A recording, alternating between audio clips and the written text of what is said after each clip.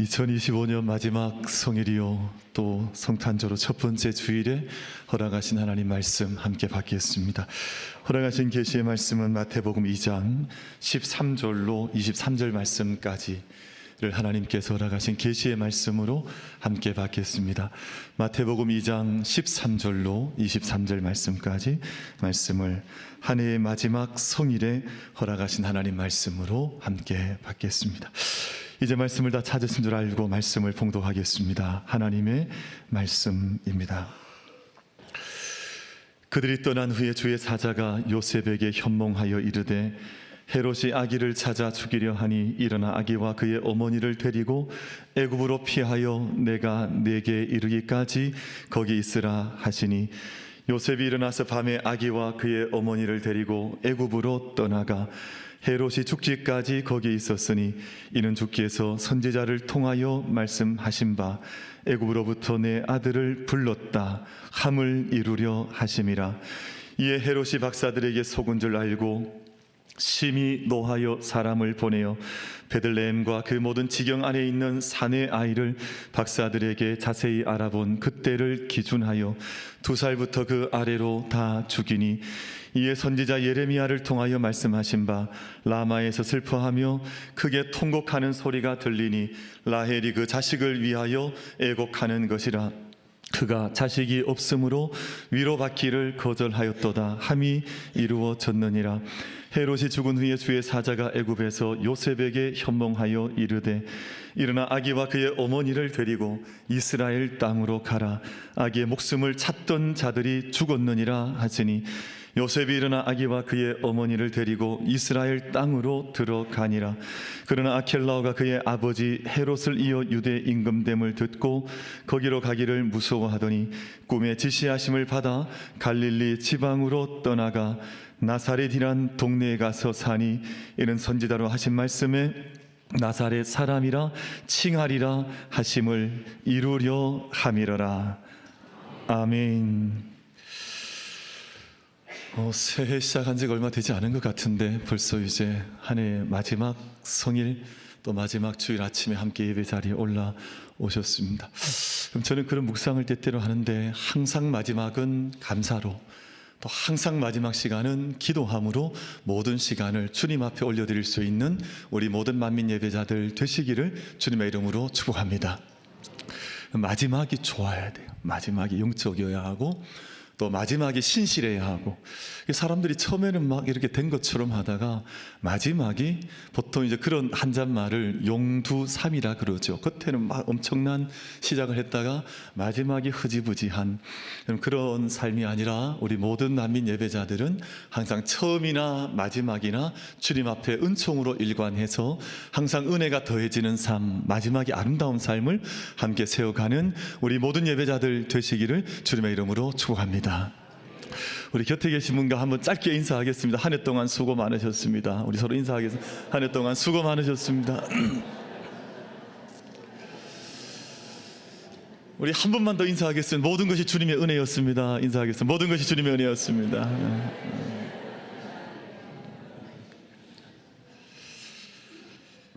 저는 이 은혜, 이 찬양을 함께 드리면 늘 우리 구은의 생각이 나요. 은혜 생각이 늘 나서, 특별히 저는 찬송보다 그 은혜가 내게 족하네, 이런 찬양이 있는데, 그 족하다는 말로 들리지 않고 내 조카로 자꾸 들려요.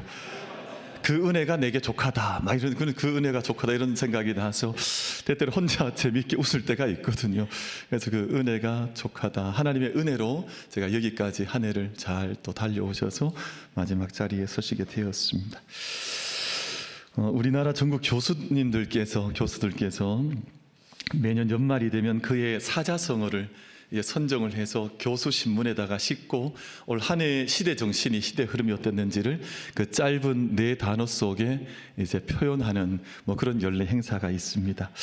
2025년 올해 선정된 사자성어가 변동불거라고 하는 사자성어인데, 세상이 잠시도 멈추지 않고 불거지요. 가만히 멈춰 있지 않고 끊임없이 변하고 움직여간다, 흘러간다 해서 변동불거라고 하는 이제 한잣말을 사자성어로 선정을 했습니다. 주역에 등장하는 단어인데, 주역에 나오는 말인데, 유난히 급변하는 사회의 모습을 이렇게 표현을 했습니다. 그래서 사회가 가만히 머물러 있는 것이 아니라 끊임없이 소용돌이치듯 변해가는 세상의 현실 안에 우리가 머물러 있는 것 아닌가 하는 이제 교수들께서의 어떤 반성적인 이제 성어를 선정을 했습니다. 1년 전에 저희가 돌아보면 지금까지 참 우리나라는 격동의 세기를 다시 한번 보내왔습니다. 계엄령이 선포가 되었고, 지난 봄에 대통령께서 탄핵이 되면서 세상을 쥐락펴라하던, 세상을 호가호위하던 그 인사들께서 법정을 초치한 모습으로 들락날락거리면서, 그럼 이게 한 해 동안 지금도 계속해서 TV만 틀면 그 모습이 비춰지니까 참 우리가 어려운 시절을 살아왔지만, 그 가운데에서도 K-팝 데몬 헌터스라고 하는 캐데헌이라고 하는 이 영화가 세계인의 감성을 흔들면서 K-컬처 또 K-문화의 어떤 힘을 세상 가운데 보이면서, 그러니까 이 나라가 참 어려우면 거기에 고착될 것 같은데 다시금 또 어떤 새로운 일들이 벌어지면서 또 새로운 길을 모색해 나가는, 여러분 그래서 이 말 그대로 변동불거, 그냥 가만히 있는 것은 없고 다시금 새로운 길을 열어 모색하는 어떤 일들이 이 세상 가운데 있는 것이구나 하는 이야기들을 교수들께서 아마 고민 가운데 선정을 하신 것 같습니다. 1년 전이었습니다. 작년 2024년 사자성어는 도량발호라는 단어였었는데요. 장자에 등장하는 말입니다. 우리 동양의 고전의 장자에 도량이란 말은 거리낌 없이 함부로 날뛰어 다닌다. 사람의 삶이 그럴 수는 없는데, 우리가 왜냐하면 맹수가 아니니까 그렇게 하면 안 되는데, 그냥 세상에서 마음껏 날뛰듯 살아가는 삶의 모습을 도량이라고 표현을 하고, 발호라고 하는 이 말은 후한서에 등장하는 말인데, 권력을 남용을 해서 전횡을 하고 그것을 일삼는 장군을 비판하는 말이 바로 발호라는 말이었습니다. 나라와 국민을 섬기는 지도자들이 국민의 삶을 위해서 노력하고 봉사하고, 지도자들이 권력을 바르게 행사해야 하는데 그걸 하지 못하는 모습을 가리켜서 작년에 1년 전 표현했던 표현이 바로 이 표현이었습니다. 그럼 제가 조그만 힘이 있으면 이 힘을 잘 정돈하고 좋은 힘이 되게 하고, 또 사람을 섬기는 힘이 돼야 되는데 이게 그냥 자기 멋대로 해도 되는 것처럼 그렇게 사람들이 생각을 하면서 이 세상을 다스려 가니까 아마 그 애를 반성하는 마음으로 이 도량발호라고 하는 사자성어가 선정이 되었던 것, 작년 한 해 전의 일이었습니다.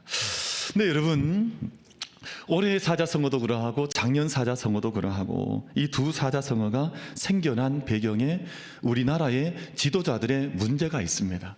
그러니까 시대 정신이, 사실 지도자들은 보이는 듯 보이지 않은 듯 그렇게도 문제가 없는데, 이들이 세상 가운데 가장 정면에 떡하니 드러나서 실수하고 세상에서 자기 마음대로 살아가고, 사람들 안위 없고 자기 안중이 없고 국민들 생각하지 않고 하나님 두려워하지 않고 살아가다 보니 이런 단어들이 시대에 대표하는 어떤 정신으로 사자성어로 선정된 것은 우리에게 그렇게 좋은 의미는 아니지 않냐 하는 생각을 가져보게 돼요. 그럼 시대 정신 속에 지도자들의 일탈과 제약이 담겨 있는 것은 시대적인 불행입니다. 이런 것들이 없어져야만 사실은 한 해를 마감해도 시원하게 마감할 수 있는데, 아직도 계속해서 법적인 문제들이 나라 전체를 이끌어가는 듯 하니까 우리가 그렇게 아름다운 시절을 살아내지는 못하는구나 하는 그런 생각을 가져보는 것이거든요. 여러분, 다산 정약용 선생께서 1818년경에 강진 유배 중에 기록한 책이 목민심서인데요. 목민간의 집침서이긴 하지만, 목민간이란 말은 각 지방의 어떤 마을을 다스리는 그 지방의 수령들을 말하잖아요. 단지 그러나 목민심서라는 이 책이 목민관들을 향한 책만은 아니고, 모든 지도자들, 모든 이 땅을 이끌어가는 모든 영역에 정치이든 경제이든 또 문화이든 교육이든 종교이든 모든 영역에 있는 모든 지도자들 에게 동일하게 적용될 수 있는 글들이 담겨져 있는 책이 이제 목민심서라고 하는 책인데, 목민이란 말이 참 좋은 말이잖아요. 이 목자가 이제 목사라는 말 할 때 그 목자와 똑같은 말이에요. 그러니까 양을 친다, 양을 섬긴다, 양을 또 이끌어 간다 하는 그런 뜻이거든요. 근데 목민간의 직분을 표현하는 이 목민이라는 말이 다스린다는 말이 아니에요. 다스린다는 말 쓰지 않았어요. 이 말을 목자란 말은 기른다는 말이에요. 그러니까 자기가 마치 백성들을 다 다스려 나가는 것처럼 할 것이 아니라 백성을 길러가는, 백성을 양육하는, 백성을 돌보는 그런 말로 보호자로서 지도자상을 그렇게 설정하고는 책이 목민심서라고 하는 책의 목민이라는 뜻이거든요. 근데 이 다산 선생님께서 제시하는, 제가 이 다산 초당을 몇 번 가봤습니다. 그리고 다산 초당에 가서 이분이 어떤 정신으로 이곳에서 머물면서 이 책을 썼을까 그 묵상했던 적이 있어요. 근데 여러분, 그 목민이란 이 정신 속에 담겨져 있는 가장 중요한 원리는 사랑입니다. 여러분, 사랑이 없으면 목민간이 될 수가 없다. 백성을 사랑하는 마음이 없으면 지도자가 될 수 없다. 그럼 자기 가족 먼저 사랑하는 것이 아니라, 자기 몸을 먼저 사랑하는 것이 아니라 이 백성을 먼저 사랑할 때라만 목민, 이 백성을 사랑 가운데 다스려 갈 수 있다 하는 저 정신이 목민심서 안에 담겨져 있습니다. 여러분, 그래서 그 책 안에 어떤 구절이 있냐 하면, 불애민하면, 그러니까 백성을 사랑하지 아니하면 불가하다, 불가위목이다, 목민간이 될 수가 없다라고 하는 중요한 한 글귀가 담겨져 있습니다. 그래서 사랑이 능력보다 앞선다는 거예요. 능력은 좀 부족할 수 있습니다. 왜냐하면 능력 부족해도 괜찮아요. 왜냐하면 혼자 일하는 것은 아니니까. 그러나 그 마음속에 사랑이 없으면 목민간 될 수가 없다는 거예요. 그리고 사랑이 능력보다 앞서고 제도와 법 이전에 인격과 마음의 문제가 어그러져 있으면 절대 백성을 이끌어가는 지도자가 될 수는 없는 것이다. 이 이야기를 목민심서 안에서 선명하게 드러내주고 있습니다. 근데 참 흥미로운 것은요, 여러분, 다산의 이 사랑의 정신, 백성을 애민하는 이 정신이 목민의 정신인데, 여러분, 이 정신을 예수님께서 이미 요한복음 21장에서 말씀하셨어요. 네가 나를 사랑하느냐, 이거 몇 번 물으셨습니까? 그거 어떻게 하셨어요? 3번 물으셨. 네가 나를 사랑하느냐? 그렇게 물으시고 나서 내 양을 먹이라, 내 양을 치라, 그렇게 말씀을 하신 거예요. 백성을 돌보는, 여러분, 근데 이 마음은 단지 백성만 사랑하는 것이 아니라 네가 정말 하나님 사랑할 수 있겠느냐, 네가 하나님 두려워할 수 있겠느냐, 그러면 네가 내 백성을 먹이라, 내 양을 먹이라, 그 말씀하신 거거든요. 여러분, 이 땅에 우리 지도자들 기도할 때 항상 기도하실 것은, 우리 성경 말씀, 성령의 정신을 보면 지도자를 위해서 기도하라 그랬거든요. 왜냐하면 지도자를 숭배하기 위해서 기도하라는 것이 아니라, 이가 하나님 밑에 있는 사람으로 하나님 아래에서 권위를 받아서 이 땅을 정말 바른 정신, 하나님 두려워하고 백성들 사랑하는 마음으로 온전히 다스림을 펼쳐나갈 수 있도록 그 일을 위해서 하나님께 기도하라는 것이거든요. 여러분, 저희가 그래서 지도자를 위해서 기도하지 않는 분들은 좀 회개도 좀 하셔야 돼요. 이 땅의 지도자를 위해서 정말 애끓는 마음으로, 단지 정당, 정치, 정파에 의한 기도가 아니라 정말 하나님의 뜻이 이 땅 가운데 이루어지는 그 하나님의 일을 위해서 정말 진실된 마음으로 하나님 앞에 기도하며 두려워하는 그 마음으로 이 땅을 위해서 기도했느냐 하는 그것을 함께 말씀을 나누는 것입니다. 우리 사랑하는 모든 성도 여러분, 목민심서 가운데 나오는 핵심 사상 가운데 지도자가 만약 백성 위에 군림하려고 하면 반드시 화가 미친다, 이런 글귀가 있어요. 만약 이게 섬기는 자리가 아니라 군림하려고 하는 자리가 되어지면 반드시 화가 미친다. 근데 문제는 뭐냐 하면, 지도자들의 불행은 지도자 개인의 불행이 아니에요. 지도자 한 사람의 불행은 모든 민족과 그 나라의 불행이기 때문에 지도자를 위해서 기도해야 한다 하는 의미를 담고 있는 말입니다. 여러분, 예수님께서 베들레헴 말구유 가장 낮은 곳에서 태어나셨을 때, 당시 유대의 왕은 로마 황제로부터 이제 왕으로 지명을 받았던 분봉왕 헤롯이 당시 유대 땅을 다스리고 있었습니다. 그럼 당시 헤롯은 무능한 왕이 아니었습니다. 역사책을 저희가 살펴보면 헤롯이라고 하는 왕은 유능한 사람이었습니다. 여러분, 당시에 가이사랴 항구를 이 헤롯이 건설했어요. 우리가 많이 들어봄직한 가이사랴, 이 해변가에 있는 이 아름다웠던 도시를 이 헤롯이 그 항구 도시를 건설을 했습니다. 예루살렘 성전을 개축을 하고 도시와 요새를 정비했습니다. 그러니까 이만하면 능력이 있는 왕이잖아요. 근데 문제는 뭐냐 하면, 그의 가장 큰 특징 한가운데 한 가지가 뭐냐 하면 병적인 불안이 있었습니다. 여러분, 이 헤롯 왕이 자기의 능력을 가지고 평안하게 그 시절을 다스려 나가서 왕으로 오신 분 앞에 경배하고 참된 길을 걸어 나갔더라면 얼마나 좋았겠습니까마는 그 안에는 불안과 의심과 두려움, 분노가 가득했던 사람이었습니다. 그러니까 먼저 하나님 앞에서 사랑이라고 하는 은사를 받지를 못하고 또 그 시대 앞에 하나님 앞에 어떻게 응답해야 될지를 알지 못했던 한 사람으로서 그 시대를 걸어갔던 사람이었는데, 이 사람이 어떤 일을 벌였냐 하면 자기의 아내도 죽여버렸습니다. 자기의 처남과 장모도 죽여버렸습니다. 심지어는 자기의 두 아들도 죽여버렸어요. 그럼 옛날 말에 권력은 아들과도 나누지 않는다, 뭐 이런 말이 있는데 정말 그 가운데 섰던 사람이 헤롯이라고 하는 사람이었습니다. 그럼 이가 얼마나 폭력이 심했냐 하면 그 당시에 로마 황제였던 아우구스투스가 그를 가리켜 말하기를 헤롯의 아들이 되는 것보다 헤롯의 돼지가 되는 것이 낫다 하는 말을 남겼습니다. 왜냐하면 자기 자식들과 가족들을 살려두지 않으니까 차라리 돼지는 당시 유대인들의 간섭 속에서 죽이지 않으니 헤롯의 아들 되는 것보다 헤롯의 돼지가 되는 것이 생명을 위해서 낫지 않느냐 하는 말을 황제가 남길 만큼 폭력적이었던 사람이 바로 헤롯이라고 하는 사람이었습니다. 마태복음 2장 오늘 본문 말씀 속에 그의 이름과 그의 행적이 드러나고 있는데, 은밀하게 동방박사를 접촉합니다. 대단히 정치적인 사람이었습니다. 낮을 즐겼던 것이 아니라 밤을 즐겨해서 은밀하게 모든 일을 어둠 속에서 그냥 드러내지 못한 채 어둠 속에서 행하는 이가 헤롯이었습니다. 동방박사들을 베들레헴으로 보내면서도 아이를 발견하면 그 아이를 나에게도 알려달라, 왜냐하면 나도 가서 그에게 경배하게 하겠다. 그럼 그가 경배하겠다고 했던 것이 아니라 그를 죽이기 위한 계략이었음에도 불구하고 모든 것을 숨기면서 은밀하게 자기의 일을 행해나가는 전형적인 정치인의 한 면모를 보이는 이가 바로 헤롯이라고 하는 이 대왕이었습니다. 그런데 오늘 저희가 읽어나갔던 본문 말씀은 결국 참사가 벌어지는데요, 베들레헴 인근에 있던 2살 아래의 모든 남자아이들이 학살을 당합니다. 그럼 정말 비참한 일이 벌어졌고, 여러분, 어린 아이들 생명이 태어났는데 2살 아래의 모든 아이들이 학살을 당하는 메스카레라고 하는 이 비참한 일이 벌어지고 말았습니다. 그래서 오랜 교회 역사 안에서 교회 사가들은 이 20명 남짓되었던 당시의 어린 아기들을 가리켜서 어떤 표현을 했냐 하면 최초의 그리스도의 증거자들, 그들을 위로하는 말을 남겼습니다. 그리고 원시 순교자들, 순교의 꽃 플로레스 마르트륨이라고 하는 말을 남기면서 처음 예수님이 태어날 때 가장 먼저 예수님 때문에 순교했던 어린 아기들, 정말 꽃 같은 순교자들이라 하는 그 명칭을 이 아이들에게 붙여줬던 것이 교회 역사 속에 남겨져 있습니다. 근데 사랑하는 성도 여러분, 우리가 한번 돌아보십시다. 근데 이 이야기가 2000년 전만의 일입니까?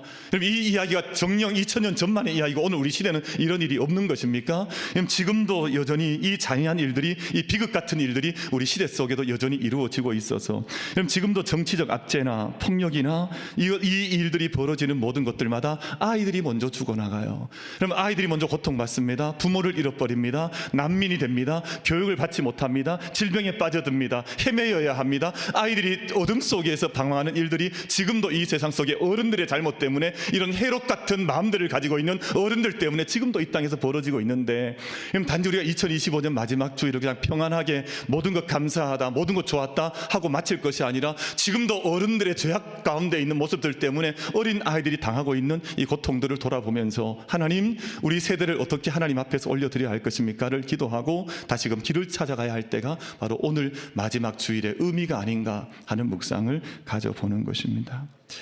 여러분, 사랑하는 성도 여러분, 지금도 전 세계 어린이 가운데 사망과 부상과 강제 이주와 교육 단절과 영양 결핍과 정신적 트라우마를 겪는 아이들이 4억 7천만 명이라 그래요.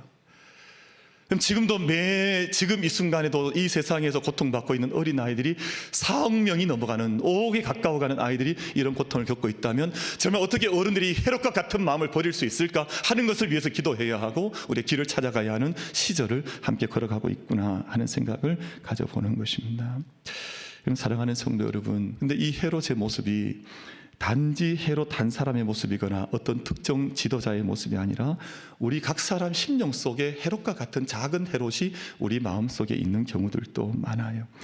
여러분, 이 헤롯이 예수님께서 이 땅 가운데 오셨을 때 그가 사륙을 벌일 것이 아니라 그 땅에 참된 왕으로 오신, 여러분, 예수님은 유대의 왕으로 오신 분이 아니었습니다. 자기의 왕위를 위협하는 어린 아기도 아니었습니다. 근데 그가 응답했던 것은 살육이었습니다. 어린 아이들을 죽이는 그 폭력을 행사하는 것이 헤롯의 선택이었습니다. 여러분, 수많은 사람들 안에 이런 작은 헤롯이 우리들 마음속에 도사리고 있는지 몰라요. 조금만 힘을 얻으면 사람들을 공격하거나 폭력을 행하거나 자기의 욕망을 충족시키거나 자기 육신을 따라가는 일들이, 이 세상에 하나님 두려워하지 않는 모든 지도자들 속에 있는 헤롯의 심성이 발현될 때 그런 어둠들이 이 땅 가운데 벌어져 나가는 것입니다. 사랑하는 성도 여러분, 예수님께서는 말씀드린 것처럼 단지 유대의 왕으로 오신 분이 아니라 온 세상에, 온 우주의 왕으로 오셔서 영광 받으실, 온 세상을 생명과 공의와 정의와 평화와 기쁨으로 다스릴 왕인 것을 알고 우리 자신 역시도 우리 안에 있는 작은 모든 헤롯들을 포기하고 부인하고 부정하면서 참된 왕 앞에 엎드려 경배해 나갈 수 있는 우리 모든 예배자들 다 되어지시기를 주님의 이름으로 축복합니다. 여러분, 아기의 몸으로 오신 예수님을 이사야서에서 예언하기를 참 놀라운 말씀으로 예언을 하셨는데요, 크고 훌륭한 일을 행하시는 기묘자라 그랬습니다. 영어 성경에서는 원더풀 표현하고 있거든요. 정말 놀라운 일을 행하시는 우리 아기 예수님이라는 표현이 있는 것이거든요. 그리고 하나님의 권능을 행하시는 모사라 그랬습니다. 그것을 카운슬러라 그랬거든요. 하나님의 놀라운 일을 행하시는 원더풀 카운슬러라고 이사야 말씀은 예언을 하면서 자기 백성을 번영하도록 돌보시는 전능하신 하나님이요 영원히 계시는 아버지라 그랬습니다. 그래서 Almighty God, Everlasting Father이라는 말로 정말 전능하신 하나님, 영존하신 아버지, 정말 놀라운 기이한 일을 행하시는 우리 하나님이라고 우리 예수님을 향해서 그렇게 예언의 말씀을 선포해 주고 있습니다.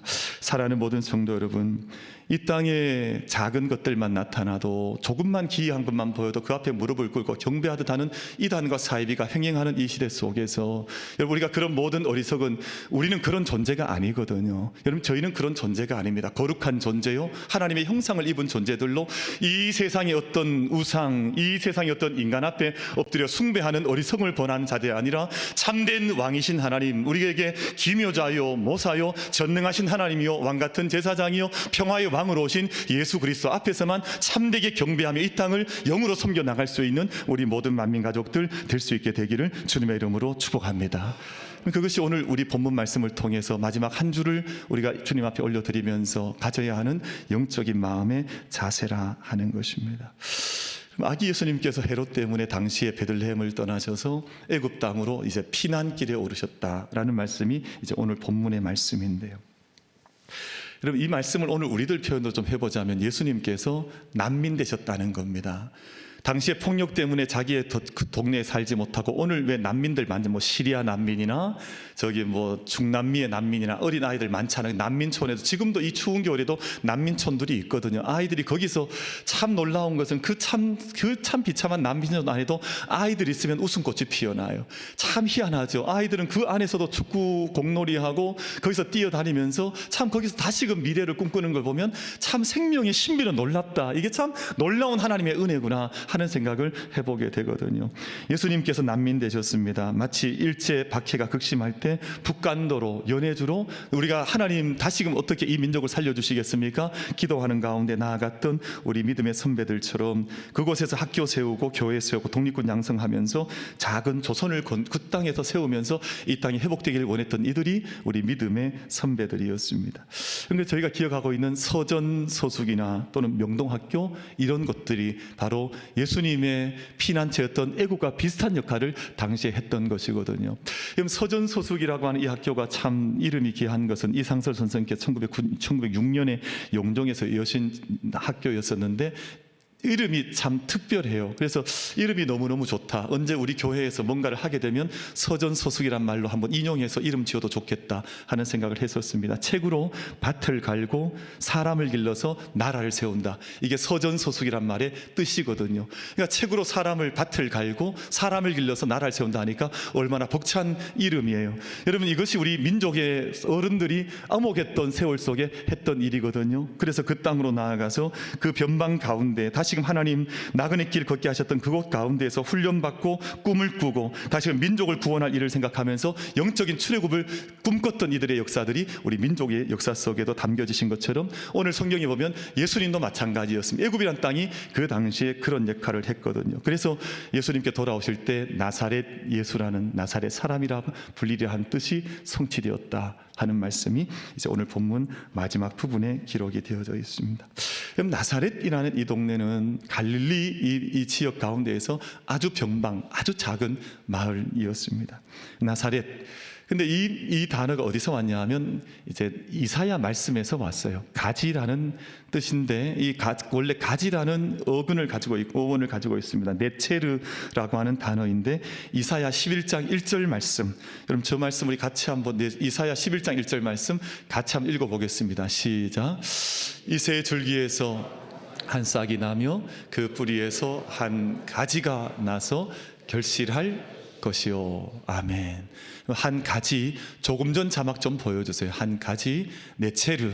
그럼 저희 네체르란 말에서 나사렛이란 말이 나왔고, 가장 작고 연약하지만 하나님께서 새로운 일을 시작하실 때 이새의 줄기에서, 이새의 가지에서 하나님께서 새로운 역사를 이루신다 하는 약속의 말씀이 바로 나사렛, 단지 지역에서 나사렛 살았기 때문에 나사렛이 아니라 이분이야말로 하나님 나라의 왕성함을 마침내 이 땅 가운데 이루실 분이라고 하는 의미로 나사렛 네체르, 나사렛 예수라는 말을 성경을 통해서 우리 가운데 말씀해 주시고 있습니다.